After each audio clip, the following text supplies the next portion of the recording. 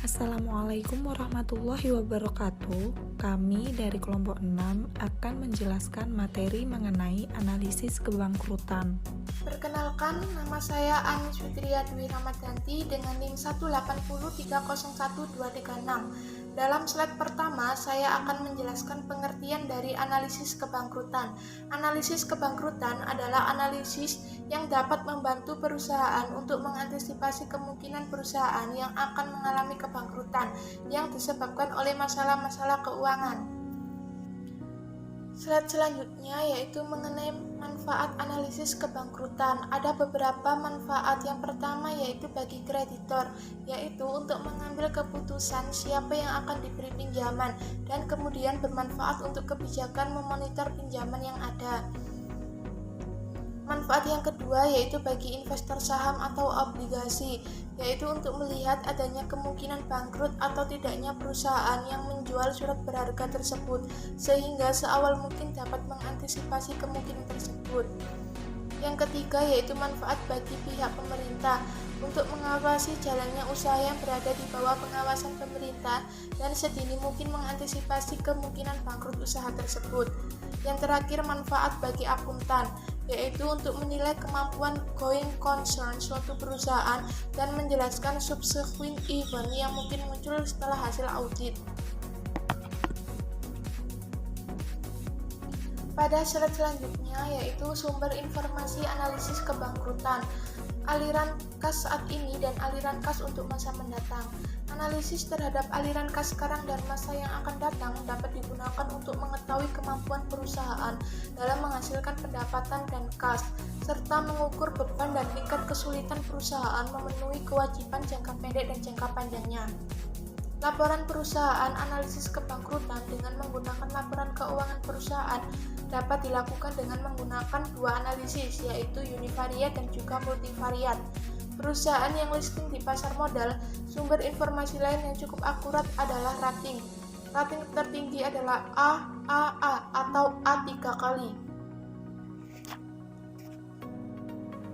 Selanjutnya saya akan menjelaskan mengenai prediksi kebangkrutan dalam analisis univariat. Sebelumnya perkenalkan, nama saya Intan Soleha, NIM 180301207. Prediksi kebangkrutan analisis univariat yaitu pendekatan tunggal atau univariat bisa dipakai untuk memprediksi kesulitan keuangan dengan asumsi bahwa distribusi keuangan untuk perusahaan yang mengalami kesulitan berbeda dengan distribusi variabel keuangan untuk perusahaan tidak mengalami kesulitan keuangan. Yaitu ada 4 variabel yang menunjukkan perbedaan antara perusahaan yang bangkrut dengan yang tidak bangkrut. Yang pertama yaitu tingkat rate of return, yang kedua penggunaan hutang, yang ketiga perlindungan terhadap biaya tetap, dan yang keempat yaitu fluktuasi return saham. Selanjutnya yaitu yang pertama tingkat rate of return. Tingkat rate of return suatu perusahaan bangkrut cenderung mempunyai tingkat rate yang lebih rendah dibanding dengan return perusahaan sejenisnya tidak bangkrut. Yang kedua yaitu penggunaan hutang. Penggunaan hutang dalam perusahaan yang bangkrut cenderung menggunakan hutang yang lebih tinggi atau mempunyai hutang yang lebih tinggi. Dan yang ketiga yaitu perlindungan terhadap biaya tetap atau deferred payment coverage, yaitu perusahaan yang bangkrut cenderung mempunyai perlindungan terhadap biaya tetap yang lebih kecil. Selanjutnya yaitu yang keempat yaitu fluktuasi return saham. Fluktuasi return saham, saham perusahaan yang bangkrut cenderung mempunyai rata-rata return yang lebih rendah dan mempunyai fluktuasi return saham yang lebih tinggi. Yang selanjutnya yaitu saya akan menjelaskan mengenai prediksi kebangkrutan dalam analisis multivarian. Analisis univarian memiliki kelemahan adanya konflik antara variabel yang dijadikan prediksi titik untuk mengatasi masalah itu. Model multivarian perlu dikembangkan. Menurut Altman 1968 dan 1983 menemukan bahwa ada kesamaan rasio keuangan yang bisa digunakan untuk memprediksi kebangkrutan atau Z-score. Analisis kebangkrutan Z-score adalah suatu alat yang digunakan untuk memprediksi tingkat kebangkrutan suatu perusahaan dengan menghitung nilai dari beberapa rasio, kemudian disubstitusikan dalam persamaan diskriminan. Prediksi kebangkrutan untuk pabrik manufaktur dinyatakan dengan persamaan ZI sama dengan 1,2 X1 ditambah 1,4 X2 ditambah 3,3 X3 ditambah 0,6 X4 ditambah 0,999 X5. X1 yaitu modal kerja atau aset total. X2 adalah total laba ditahan atau total aset. X3 yaitu laba sebelum bunga dan pajak atau total aset. X4 yaitu nilai pasar ekuitas atau utang total, dan X5 yaitu penjualan atau aset total. Nilai ZI perusahaan Z-score lebih besar 2,99 yang berarti sehat. Nilai ZI perusahaan 1,81 lebih kecil, Z-score lebih besar 2,99 yang berarti berada dalam kondisi yang ambigu atau abu-abu atau meragukan, yang kemungkinan mengalami kebangkrutan. Nilai ZI perusahaan yaitu Z-score kurang dari 1,81 yang berarti perusahaan berpotensi bangkrut. Assalamualaikum warahmatullahi wabarakatuh. Perkenalkan, nama saya Wahyu Amalia Firdaus dengan NIM 180301230. Di sini saya akan menjelaskan slide yang ke-9. Di mana untuk perusahaan yang tidak go public atau tidak ada nilai pasar, prediksi kebangkrutan dinyatakan dengan persamaan Z sama dengan 0,717 X1 ditambah 0,847 X2 ditambah 3,107 X3 ditambah 0,42 X4 ditambah 0,998 X5. Di mana dengan keterangan X1 merupakan aktiva lancar dikurangi hutang lancar dibagi total aktiva, X2 yaitu laba ditahan dibagi total aset, X3 yaitu laba sebelum bunga dan pajak dibagi total aset, X4 yaitu ekuitas dibagi nilai buku total hutang, dan X5 yaitu penjualan dibagi total aset. Nilai ZI perusahaan Z-score kurang dari 1,2 kemungkinan bangkrut tinggi. Nilai ZI perusahaan Z-score lebih dari 2,90 kemungkinan bangkrut rendah. Jika nilai ZI perusahaan 1,2 sama dengan kurang dari Z-score sama dengan kurang dari 2,90 berada dalam kondisi yang merugikan kemungkinan bangkrutnya atau rawan bangkrut. Baik, slide selanjutnya yaitu alternatif perbaikan kesulitan keuangan. Yang pertama, pemecahan masalah secara informal. Dalam alternatif perbaikan kesulitan keuangan dilakukan jika masalah belum begitu parah, atau kalau perusahaan hanya bersifat sementara sedang prospek masa depan lebih bagus. Yang pertama yaitu melakukan perpanjangan atau extension, memperpanjang masa jatuh tempo hutang-hutang. Yang kedua, melakukan komposisi, yaitu mengurangi besarnya tagihan, misalkan klaim hutang diturunkan menjadi 70%. Yang kedua, pemecahan masalah secara formal jika dilakukan jika masalah sudah parah. Yang pertama yaitu melakukan reorganisasi dengan mengubah struktur modal sekarang menjadi struktur modal yang layak. Dilakukan bila nilai perusahaan diteruskan lebih dari nilai perusahaan dilikuidasi. Yang kedua yaitu melakukan likuidasi dengan menjual aset-aset perusahaan. Dilakukan bila nilai perusahaan diteruskan kurang dari perusahaan dilikuidasi. Baik, slide selanjutnya yaitu analisis prediksi kebangkrutan pada PT Bank Negara Indonesia Tbk menggunakan metode Altman atau Z-score. Yang pertama, working capital to total asset, di mana pada tahun 2011 diketahui modal kerja sebesar 37.843 juta dibagi total aset sebesar 299.058 juta. sehingga X1 diperoleh 0,127. Pada tahun 2012, modal kerja sebesar 43 miliar 525 juta dibagi 333 miliar 303 juta diperoleh X1 sebesar 0,13. Pada tahun 2013, modal kerja sebesar 47 miliar 683 juta dibagi 388 miliar 655 juta sehingga hasilnya sebesar 0,123. Pada tahun 2014 diperoleh modal kerja sebesar 61 miliar 21 juta dibagi total aset sebesar 416 miliar 574 juta hingga X1 yaitu 0,146. Berdasarkan hasil perhitungan working capital to total aset pada tahun 2011 hingga 2014 ini menunjukkan bahwa kemampuan perusahaan untuk menghasilkan modal kerja bersih dari seluruh aset yang dimiliki mengalami fluktuasi. Fluktuasi ini disebabkan oleh peningkatan modal kerjanya tidak sebanding dengan peningkatan total asetnya. Baik, sebelumnya saya Puputa Aprila NIM 1205. Saya akan melanjutkan presentasi dari Mbak Meli, yaitu mengenai retained earning to total asset. Dapat dilihat pada tabel dari tahun 2011 sampai dengan 2014 mengalami kenaikan. Pada laba ditahan pada tahun 2011, laba ditahan jumlahnya 7.242 miliar rupiah, dan pada 2014 jumlah laba ditahan sebesar 13.346 miliar rupiah dengan total aset 416,574 dan dengan retained earning to total asset atau X2-nya 0,032. Berdasarkan hasil perhitungan retained earning to total asset pada tahun 2011 sampai 2014 ini menunjukkan bahwa kemampuan perusahaan untuk menghasilkan laba ditahan dari seluruh aktiva yang dimiliki mengalami peningkatan.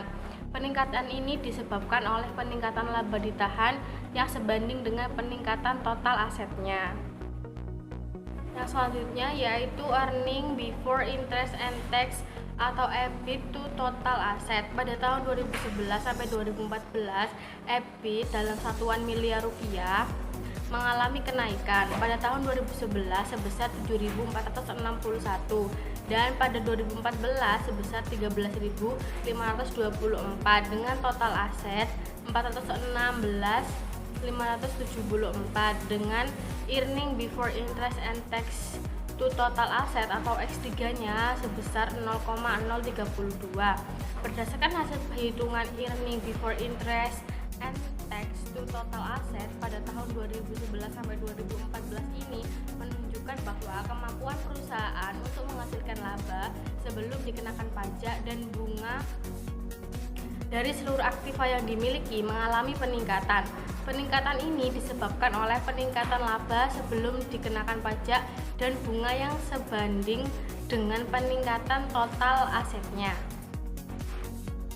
Dan yang keempat yaitu market value equity to book value of total liability.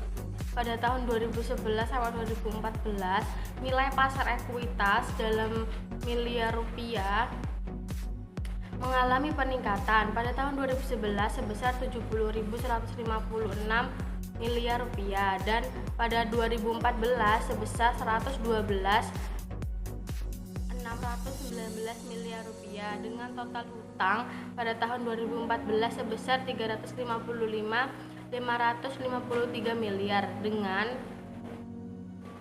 X4 atau market value equity to book value of total liability sebesar 0,317. Berdasarkan hasil perhitungan market value equity to book value of total liability pada tahun 2011 sampai 2014 ini menunjukkan bahwa nilai pasar ekuitas dari jumlah hutang mengalami fluktuasi. Fluktuasi ini disebabkan oleh peningkatan nilai pasar ekuitasnya tidak sebanding dengan jumlah hutangnya. Baik, untuk slide selanjutnya akan dijelaskan oleh Nur Anifa. Baik, untuk slide selanjutnya akan dijelaskan oleh saya Nur Anifa dengan NIM 18.030.12.14. Untuk yang berikutnya yaitu nomor 5, sales to total asset. Pada tahun 2011, penjualan mencapai Rp28.293. Untuk total asetnya mencapai sebesar Rp299.058. Untuk sales to total asetnya yaitu 0,095. Pada tahun 2012, penjualan mencapai sebesar Rp31.151. Untuk total asetnya sebesar Rp333.303. Untuk sales to total asetnya yaitu 0,093. Pada tahun 2013, penjualan mencapai sebesar Rp35.892. Untuk total asetnya sebesar Rp388.655. Untuk sales to total asetnya yaitu 0,092. Yang terakhir pada tahun 2014, penjualan mencapai sebesar Rp44.080. Total asetnya mencapai Rp416.574 dan sales to total asetnya yaitu 0,106.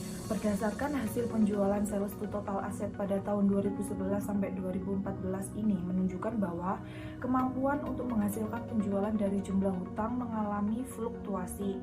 Fluktuasi ini disebabkan oleh peningkatan penjualan yang tidak sebanding dengan peningkatan total asetnya. Yang berikutnya yang keenam yaitu metode Z-score. Pada tahun 2011, X1-nya 0,127, X2-nya 0,024, X3-nya 0,025, X4-nya 0,269, X5-nya 0,095 dengan Z-score-nya 0,524. Pada tahun 2012, X1-nya 0,13, X2-nya 0,26, X3-nya 0,027, X4-nya 0,236, X5-nya 0,093, Z-score-nya dicapai sebesar 0,511. Pada tahun 2013, X1-nya 0,123, X2-nya 0,028, X3-nya 0,029, X4-nya 0,215, X5-nya 0,092, Z-score-nya yaitu sebesar Z-score-nya sebesar 0,522. Yang terakhir pada tahun 2014, X1-nya 0,146, X2-nya 0,032, X3-nya 0,032, X4-nya 0,317, X5-nya 0,106, Z-score-nya yaitu 0,622.